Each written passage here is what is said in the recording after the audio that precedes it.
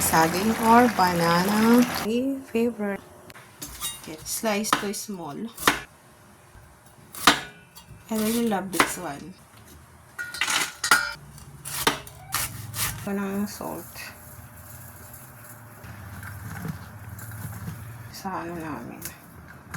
Subdivision. May nasabi. Babad ko. Ngayon babanlawan ko na siya ng tubig. Banlawan lang na maigi. Take ko lang yung garlic. Garlic, ginger, onion. Ayan. Take ko lang yan. Tapos meron akong leftover na chicken. I-add ko lang ito. Puso ng saging.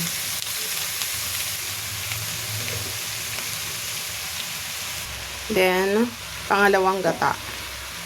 2 cups. Cook of 10 minutes.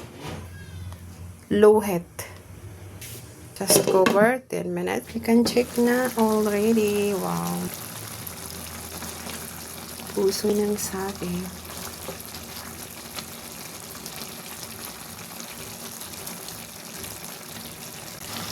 Seasonings. Then pepper. Gata. Unang gata. Coconut milk.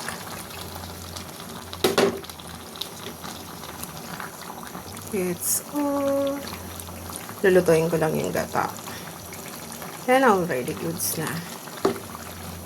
Nagutom ako bigla. I feel hungry when I taste.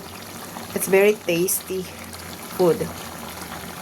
You can taste something. It's so good. For today's video guys, puso ng saging or banana heart with coconut milk. And of course, have a chicken, roasted chicken. Serve.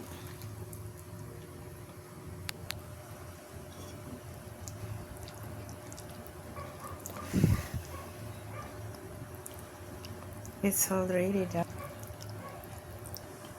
This one guys is my favorite. Ready to serve. Thank you again for the food. Let's eat the health. This is and this one is have a chicken and food.